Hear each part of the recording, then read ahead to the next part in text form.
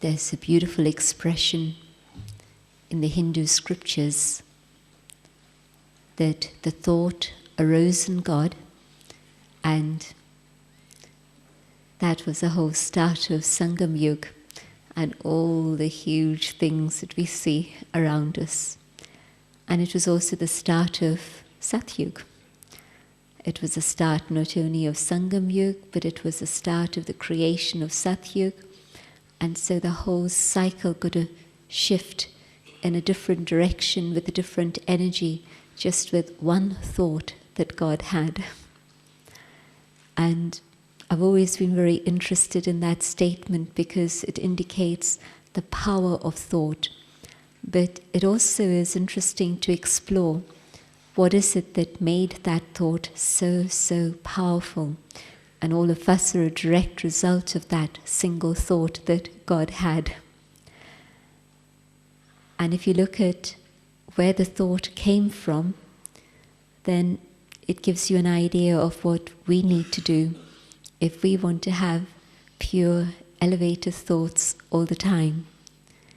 In the sense that it's easy for Baba to say, just have pure thoughts. And it is easy. But there's a whole background behind it. And there's a lot of work behind the scenes that need to happen to actually make it a reality that there's nothing but pure elevated thought. And so what is it that was in God that enabled so much to happen as a result of that one pure elevated thought? And you begin to think about the seed, and what is contained within the seed. And the first pure thought was, in a sense, the first shoot that emerges from that seed, the first germination of that seed. And so within the seed that is God, there's benevolence, there's wisdom, there's truth, there's love, there's power, there's purity. Everything that we know about God is there within that seed. And so as a result, that one thought is a direct outcome of all that is there within the seed.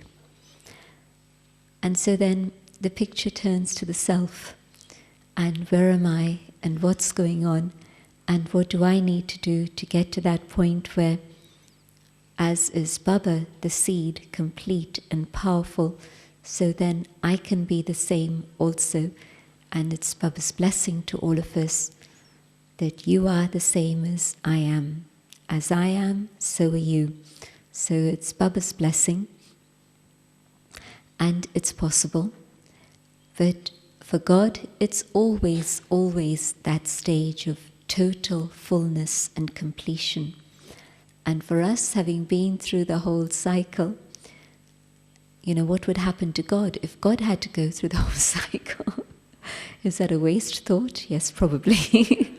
So let's not go down that road. But this is why there's this difference. So if God had to go through the cycle, God wouldn't be so powerful either. But then this is why Baba has a lot of mercy and compassion for us. And Baba says, I understand. I know what you've been through. Even though I haven't been through it myself, I know what you've been through. And so Baba doesn't scold us when we come to him and say, but why did you do this? Baba says, okay, child, I understand.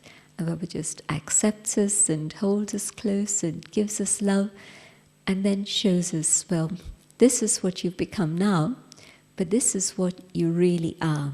And this is what you have to be once more.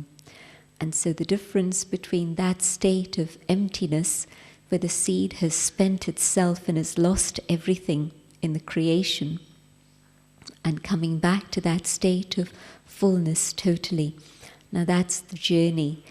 And that journey is the journey of coming to that state of pure, clean, elevated thoughts. And so if today, after how many years has Avyakt Baba been telling us the story about waste thoughts?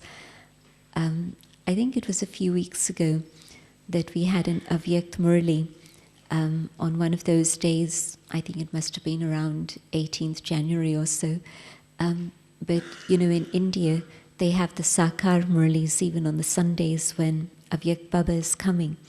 And abroad we have the same Murli that's read in Madhuban, and it's one of the early Murlis. It was a Murli from 1970. And it was very much about looking at the self, looking at thoughts and so on. And I was thinking that at the time when I heard that Murli first, I'd been in Gyan maybe 2-3 years, and of course I understood it was powerful.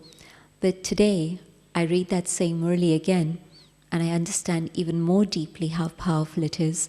But it also made me aware that some of the things that Baba was saying in 1970 are still the things that Baba's having to say to us in 2006. And so years and years later, 37 years later, Baba's still having to teach us the same lesson. And is it that we are Buddhu children? Well, maybe it is a little bit, but also I think it's because Baba knows that it's not just being Buddha, but it's also that sanskaras are very, very deep. And all my thoughts are based on my sanskaras. And so when Baba's saying, have nothing but pure elevated thoughts, Baba's actually talking about the transformation of my sanskaras. And so until I've done enough tapasya to be able to do the burning and the cleaning that I need to do, to remove all the alloy, well, I'm going to create a pure thought, but then there'll be other thoughts that will bring it down.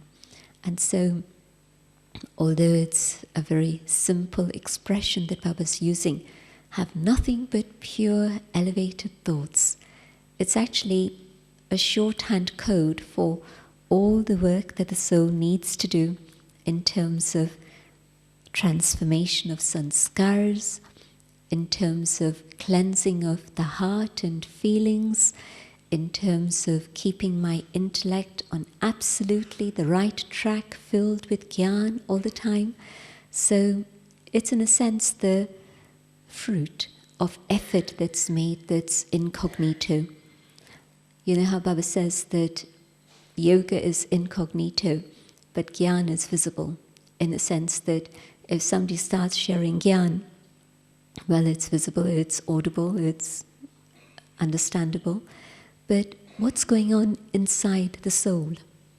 Really, it's only me and Baba that can know. And so totally incognito, internal effort that's needed to clean out the soul. Two different things that I want to touch on.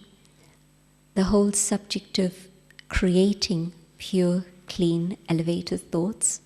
But the subject of, well, what is it that's automatically arising, and the cleaning that I need to do to make that happen.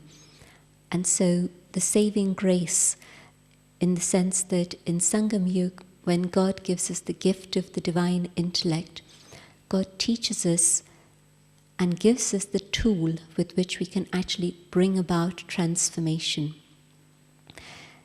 If Baba didn't give us this gift of the divine intellect, in which even before I've started to transform my sanskaras, even before I've started to clean out my feelings and all the other things that are happening, but this gift that I understand, my intellect now understands God and God's knowledge.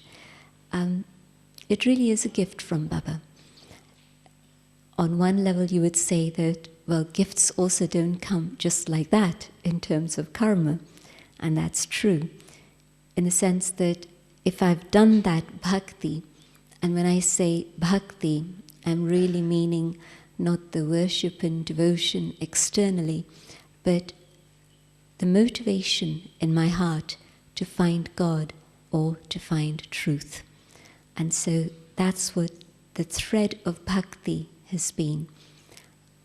Wherever it is we did our bhakti, here or abroad, whichever canopy it is we used in terms of rituals and titles and isms, but the real thread of bhakti that brings me to that point where God is able to give me the gift of a divine intellect is either conscious love for God or love for truth. And that's what then gives me this gift. And you know everybody's stories and its amazing experiences that each one has when they come to Baba. And if it wasn't for God's direct intervention, who would be here today? Anyone? It's just not possible, is it, that the soul should suddenly jump from its Kali Yugi life and become a Brahmin. It really had to be God's intervention that pulled it out of all the things that it was stuck in, and the soul became a Brahmin. Who feels that?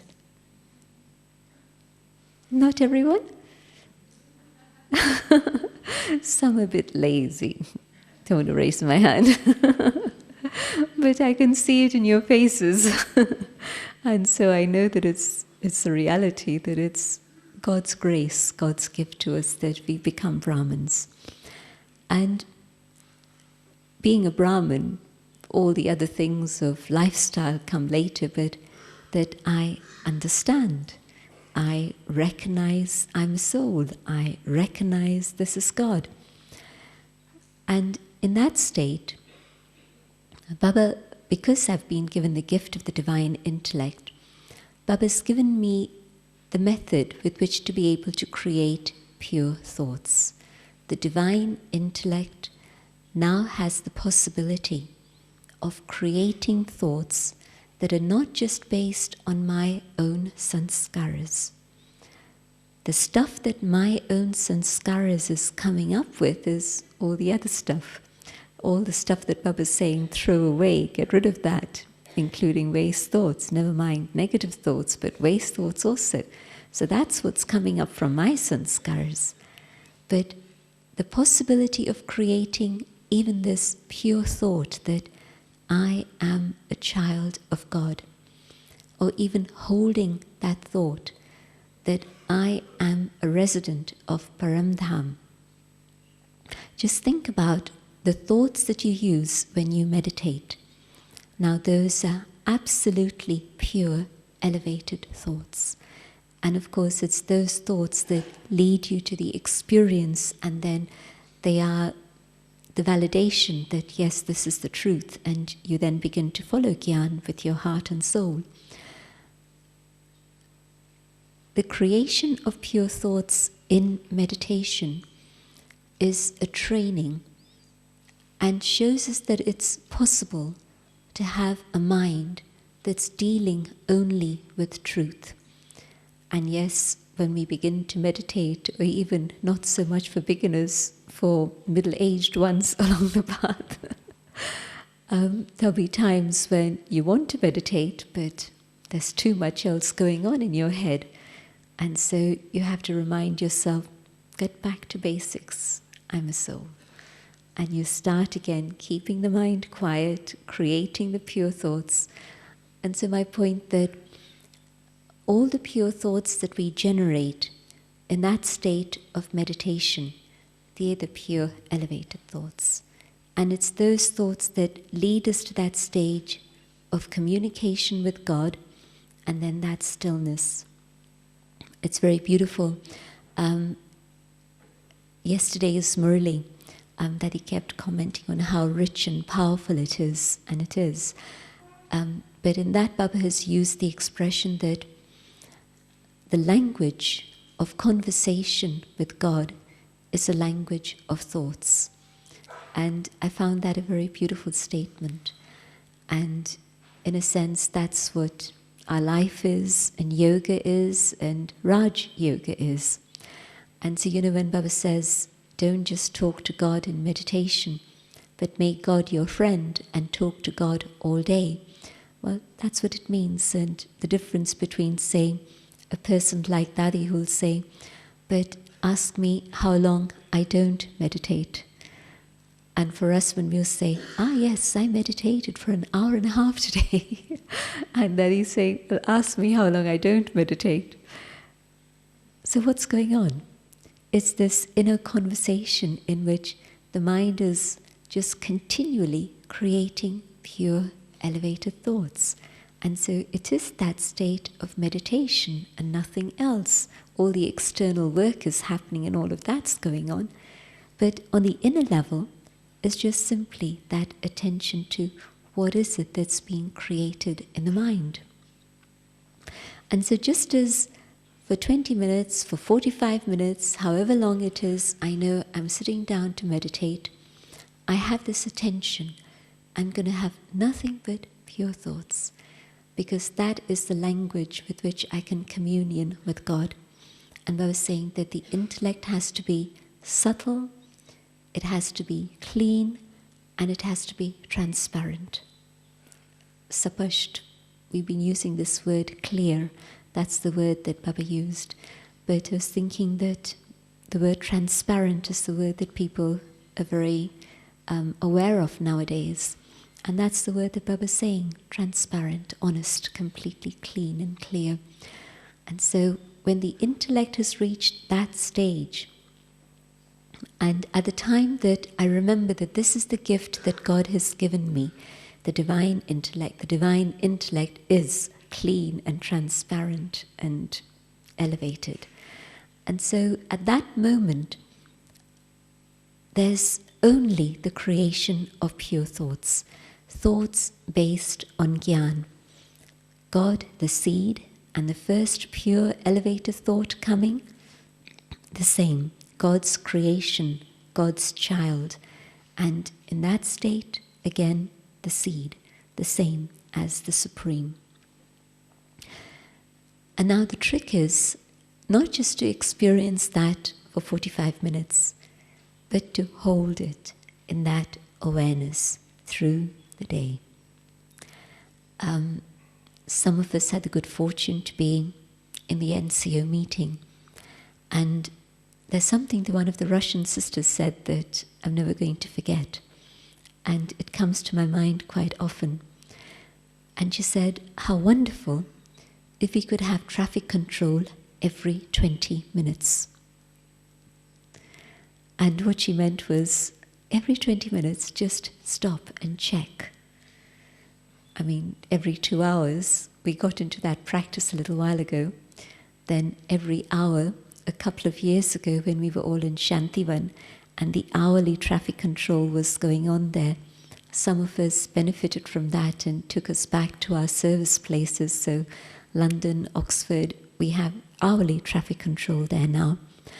Sometimes it becomes every half hour. Like when it's 10 o'clock, then 10:30 music comes on, then 11 o'clock music comes on. And if we've got guests in the house and we tell them it's the time for silence again, and within the space of being with us for an hour, they've had 3 traffic controls already. And they're thinking that, you're really serious about this, aren't you? But it's great because again and again, that moment of silence. But every 20 minutes, and every minute, think about a check every minute. And so how long does it take to check? A few seconds. And so check for 10 seconds, and your next 50 seconds are surely going to be pure and elevated. And so thoughts that are based totally on truth, thoughts that are based on Gyan, thoughts that are Baba's thoughts, are thoughts that are pure, elevated thoughts. And so when my thoughts are like God's thoughts, Baba's thoughts, then yes, and not just for 45 minutes, but all the time, then I know that yes, I'm at my karmatit stage. And if I'm not yet at that stage, then what's the work that I need to do? One work that I need to do is the whole subject of cleaning out my feelings. And on one level, at this moment, to make sure that I keep my feelings, good feelings, wholesome feelings, so that I feel good, but also my relationships are carrying that goodness within them. I can do that in terms of checking. I can do that in terms of just making sure that my attitude and my vision is right. But our feelings are not just the feelings of this moment. Feelings of this moment I can clean and check, but there's a whole amount of stuff that I'm carrying. And so when Daddy's been saying check your heart and your head, then it's something that's very relevant. I've forgotten whether that person is still here, but just a few days ago somebody said that when Daddy had taken up the subject of checking the heart and the head, then they thought that, okay, this is homework that I want to do for the next few days.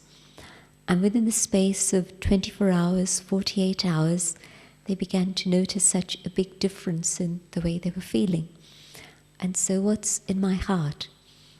And on one level we'd say that it's nothing but love for God. And of course Mahavir, open up his chest and who's sitting there? It's Rama, it's only God who's there. And so who's in my heart? And we'll say Baba, but there's probably a few other things that are still there that need to get sorted out. Whether it's desires, whether it's attachments, whether it's dislikes, all of them have been given space in my heart. And so all of these things are affecting my feelings. To deal with my attachments and my desires, that's one level of cleansing. Or even to know what are my attachments and my desires. I found that sometimes Brahmins don't even realize that they still carry attachments. Because on the external level, Baba's created a lifestyle that's disciplined, and I'm following the disciplines, and everything's, moving along, and everything seems to be fine. The machine is moving as it should. But really, not just to let the machine keep moving, but to stop and ask, well, what is it that's going on in my heart? And what are the subtle attachments that are still there? And where are the different pulls that are still going on? And so, when Baba says, let the intellect be completely clean and clear, elevated, I think that it's with that divine intellect that's the microscope with which I look into my heart, and with that awareness of who God is and what God is teaching me, that divinity, then I'm able to see, well, what is it that's pulling still, that's causing the friction and the tension.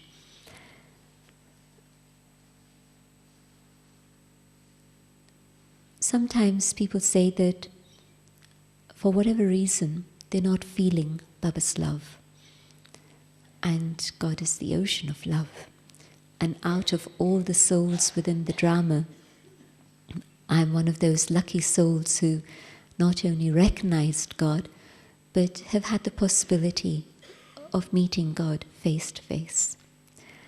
Now, just that statement, put it out of context in the world out there, and they'll say, either she's got a super ego or she needs to be locked up. Just that one statement that I've had the fortune of seeing God face to face. It's quite incredible.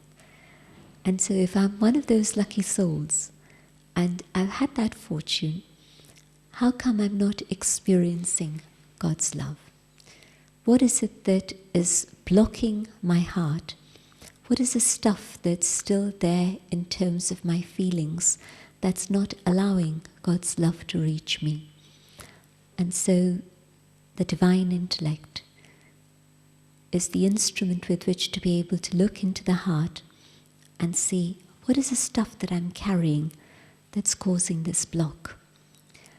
And when truly there's the experience of God's love, then there will also be an experience that comes absolutely connected with that, and that is the experience of love for the family.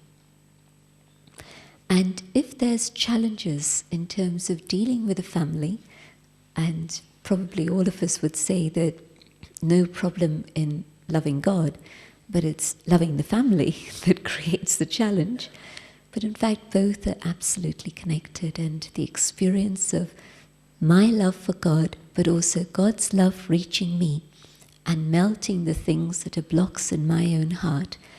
And I'll find that it's very, very easy to experience love for the family. Another little problem that comes there is that we sometimes say, but the family doesn't love me. And the answer surely to that has to be that, well, if I love the family, and if I'm willing to give love to the family, then if I just continually give love to the family, there has to come a point where the family is going to give me love in return also. It can't ever be that I give and the return doesn't come back to me. And so the things that I'm holding in my heart, maybe it's Lokik life, maybe it's alokik life, but whatever it is, and it's strange that it should come up in alokik life, but it does. There have been karma that's being resolved, my own sanskaras that are being sorted out, influences that I've allowed to affect me, circumstances that have been challenging ones, so all of these things. And so, yes, there are things that I hold in my heart in terms of my Brahmin alokik life, but maybe this time in Madhuban, to spend the time to be able to clean out all the stuff that's still accumulated, lokik or alokik, so that at this point in the kalpa, I really am able to let go of those things and just let my heart be filled with God's love, and only pure, good feelings stay in my heart. And then out of that, the connection with God and my pure thoughts and elevated thoughts will be very natural. And so the cleansing of the heart. Another thing, and that's the cleansing of my attitude. And sometimes people pick this up from us and we don't know it ourselves. And where there isn't that sense of closeness with somebody, and you wonder why, and there's nothing that's happened on an external level, but it is a question of attitude. And so, what is it that's created an attitude? Again, attitudes are a build-up of all the residues that I'm left with from my experiences. And I'm not even talking about past birth stuff, I'm talking about immediate recent stuff. But all the things that I'm going through, I'd made a discovery when many years ago Jagdish Bhai told me that the Hindi word for attitude was vritti, and did I know that this word vritti was connected with vritant? And my Hindi isn't brilliant anyway, and I didn't know what this word vritant was. And he said it means an event. And vritti and vritant, the end of attitude. And so the two words break them down, and that's what it means, the end of the attitude. And so the attitude leads to the event, and the event creates the attitude, and both things go back and forth. But that's the point, that attitude is related to events. And my attitude is creating events, but also the attitude that I carry is related to the events that I've experienced and I've been through. And so, yes, it's something within my attitude that's not allowing me to create absolutely pure, elevated thoughts at this moment. Think about how if you try to deal with a sanskar and it didn't work that time, you try it again and it still didn't work. And so today here is Baba telling you it's possible to let go of your sanskar instantly. And my attitude to that is, well, I've tried and I've tried and I've tried again, and I still haven't been able to do it. And so all those experiences I'm holding in myself, and so I've built up that attitude, and it's preventing me from taking this blessing from Baba at this moment. Okay, so I tried and it didn't work, but here is Baba telling me today it's possible. And so if I accept that and I make that my pure, elevated, determined thought, that because Baba has said this and this is the time, it can work, it can happen. And so my attitude will interfere in creating and holding this pure thought. And in a sense, it's easy to create a thought, but then to sustain that thought. It takes a moment to create it, but then it takes continuous effort to nurture it and sustain it. You can plant the sapling, but then you can't just leave it. You need to water it every day. You need to make sure it gets the sunshine and the light. And so I create a pure thought, but to hold it and sustain it. Now that's going to require that state of inner cleanliness and purity in which then I'm able to support that pure thought, which is why the thought comes and it's gone, because we don't have that groundwork of that pure attitude and pure state of feelings to be able to hold it. And so being able to hold it requires, again, that cleansing process. Another aspect of holding that pure thought and the things that interfere and try to bring me down, and that's the whole subject of what is it I've recorded attitudes, and you only discover what's going on when you search for it and you hunt for it. I know that it's a very subtle thing, because again and again I come up in situations where a person says to me, but your attitude was so and so, and it wasn't intended, but that's what they picked up. And so it's subjective, but it's truth. They're speaking from their reality, and it's their truth. And so I have to take it on board. And then I have to start examining, well, what is it that's given them that feeling? And I discover that, yes, it's there in my attitude. And so very, very subtle, but possible to check and possible to identify and sort it out.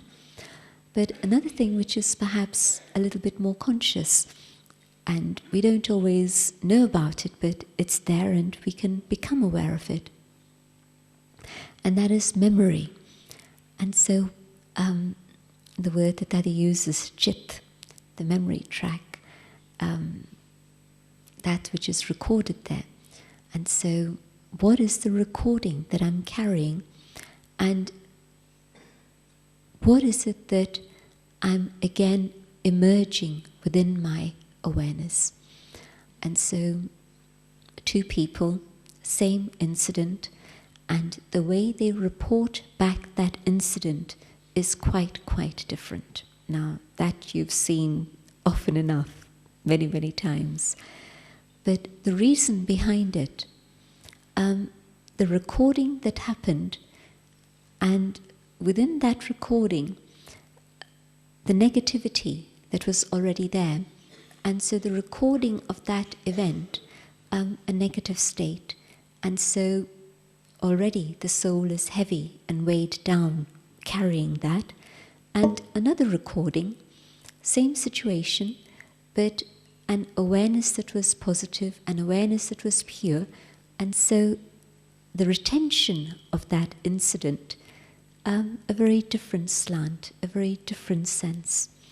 And so two things here: the cleaning out of my memory track, and just to go back. When Baba's saying don't go back to the past, I understand that completely. But when Baba also says just sort things out and clean things out, and I need to go back into the past to be able to do that cleansing, then that is, I think, a very important step within my spiritual journey. And so to clean out my memory track and to make sure that the feelings that I hold in terms of the memories that I'm retaining are very beautiful feelings, positive feelings. what is it that's carried me through my whole spiritual journey. Whether you see it in others or whether you see it in yourself, it must have happened sometimes that you look back and you say, oh, it's been absolutely difficult. It's been such a challenge. It's been really so tiring. And on another day, you look back and it's you, and it's the same journey, but you look back and you say, it's been such a beautiful journey, filled with so many beautiful moments, such joy, such treasures. What's going on? The memory's got all of that there, but you on a good day, and you look back and the kaleidoscope is a different color. Another day and you look back, it's changed and it's a different color. And so I don't want it to be one day one thing, another day another thing. I want to be able to get to that stage where, because it's affecting me today, it's not just that it's the past and finished and gone. No, I'm carrying it. And so if I clean it, then I know what I'm carrying is a beautiful basket of flowers, not a burden of thorns. And so cleaning it out and making sure that I see the beauty of even the dark patches that I've seen through. I see how in those darkest moments it was God who lifted me and carried me. It was the support and the help of the family that was able to give me the strength to come through it and bring me to this point. And so let me create that awareness and look back and hold all of those beautiful treasures today, so that my memory track is filled with that lightness of purity and truth. And other things have been cleansed and forgotten. Then as I've gone through all of this and done the cleaning of my heart, my attitude, my memory track, and I'm also in the task of the tapasya that's going to really burn the old sanskaras, and only the original pure sanskaras are there. I'm coming closer and closer to that state where automatically, all the time, there are nothing but those pure elevated thoughts based on Gyan, the things that Baba thinks. You know how today in yoga, yes, you have those thoughts, and then afterwards you have to remind yourself. And on a good day, you remind yourself, well, this is how Baba would see it, and this is how my mind is tending to go. And so you bring your mind back to the right track. On a day that isn't so good, you don't even remember that this is how Baba sees it. Your mind is off in its own journey. But good days, and at least you remember this is how Baba sees it. And so this is how I want to see it too, and you bring your mind back. But not even that day when it's a good day and I remember what Baba's saying or how Baba sees things, but in a natural way. I, as a child of God, am also seeing those things in the same way. There's a subject that I'd taken up at some point here in Madhuban. I think it must have been in October maybe. But it's a subject that I was looking at a lot last year, and that was the subject of the awakened mind. And when they speak of the awakened mind, they speak about the mind in which there's a very fluid connection between the conscious and the subconscious and the unconscious. And without taking you through all the detail of that, the most relevant thing that comes in terms of our practice as Brahmins is the ability to slow down the speed of thoughts. That's it. Moving from your ordinary level of thinking, which is described as beta waves, moving through alpha waves, which is described as the door opening, the bridge into the higher state of consciousness that meditation offers, through the state of meditation described as the theta waves or the the highest state of realization described as the delta waves. So in essence, all of this is actually a slowing down, a slowing down, a slowing down of thoughts. And in that state in which thoughts have come to that state where every thought is a conscious creation. It's not a reaction to the things happening outside or whatever else it is that's going on, or even people around you. It truly is having created that space of stillness and silence in which every thought is a conscious act of creation. And in that state, every thought is absolutely in tune with the universe. They describe it as the unlimited consciousness. They describe it as the state in which you're in empathy with the whole of the universe. It's that state in which every thought is so powerful that it can lead to an actual reality. Remember the situation when you've got many, many thoughts, and out of that, how many thoughts is it that actually become a reality? Or the state where, because the mind is thinking so fast, then it's just exhausting you. It's not a creative state. It's interesting because, the whole process of thinking is the most creative experience that all of us are engaged in. Anything else that is creative is a byproduct, but the highest creativity and expression of creativity is my thinking, my thoughts. They talk about brainchild. The process of giving birth to a child is one thing, but the process of giving birth to an idea is the highest form of creativity. And so that state in which I'm actually creating pure elevated thoughts needs a state of stillness, a state of quiet, so that I have the power and the capacity to actually generate something which is of beauty and truth. Just a reaction to whatever's going on is just my old sanskaras coming up, or the influence of the sanskaras of others working on me, or just my ordinary mundane thinking and just day-to-day existence. Well, that's not creativity. But that state in which I've learned to slow down my mind, the buddhi taking charge, not letting the mind run here and there, slowing it down, the horses being tamed by the reins, the divine intellect holding the horses and guiding them in the right direction. Only that of truth, only that of Gyan. And then you see the power of thought emerging, and every thought achieving a practical result, and every thought having an impact on others around me through its power of purity and its elevated state. And so when Daddy tells us sometimes don't think, and we react to that and we say, but I have to think. No.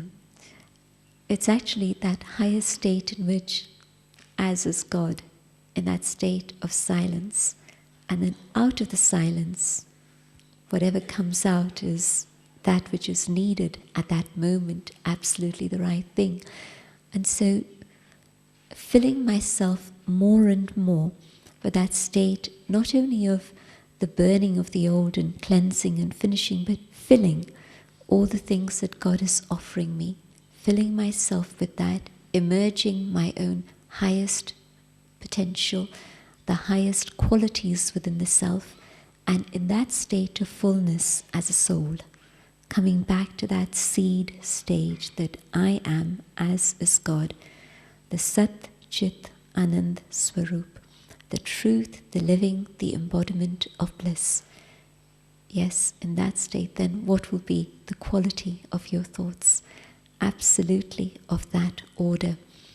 And so the whole process of cleansing that I have to go through, but also the ability to create the good, and then the cleansing being able to sustain that which is good.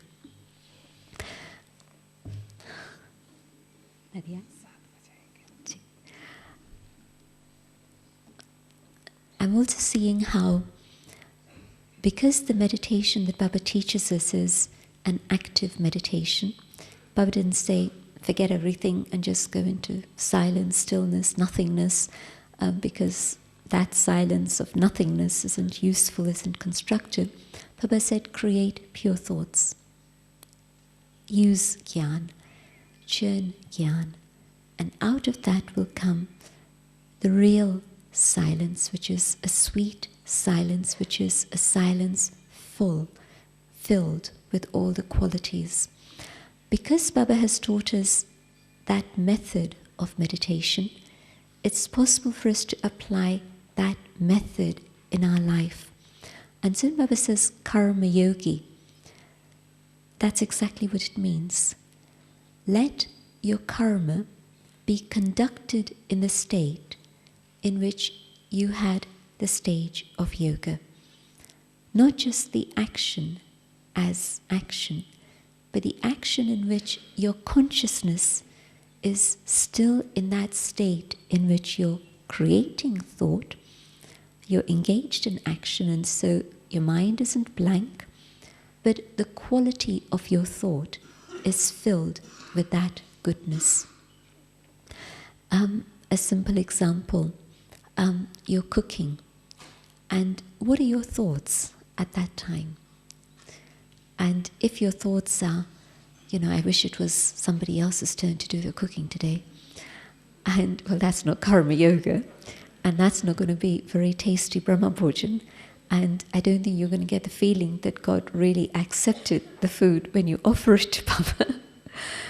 So that state, it's karma, and yes, it's your duty, it's your turn, or whatever it is, but it's an opportunity to actually create the highest fortune in which your thoughts truly are filled with God's love.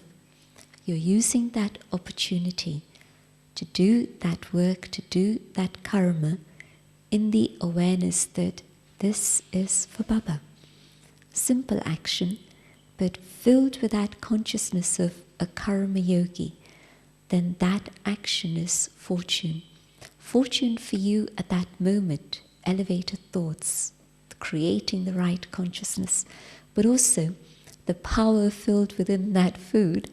And I have seen people become Brahmins because of the power of Brahma Bhojan, and Daddy sending them toli, cooked with love, filled with love.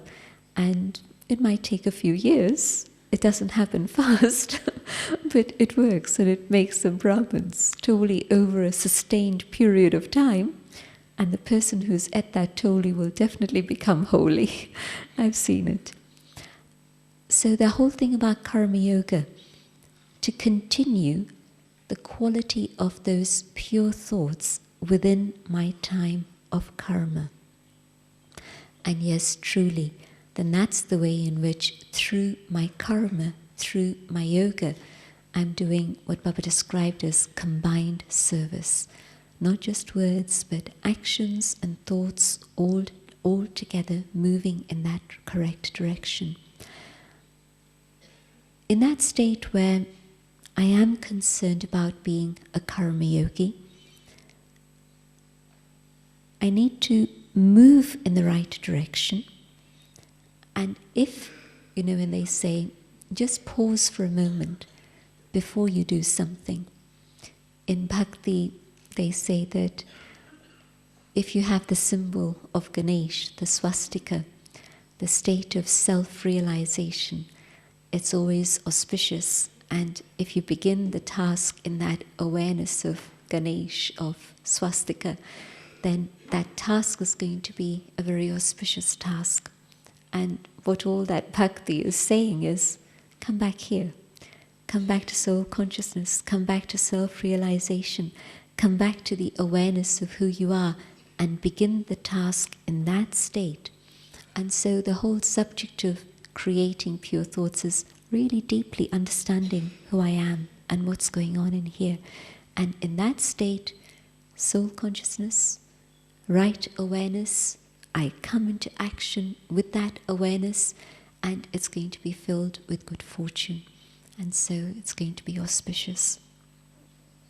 Relationships.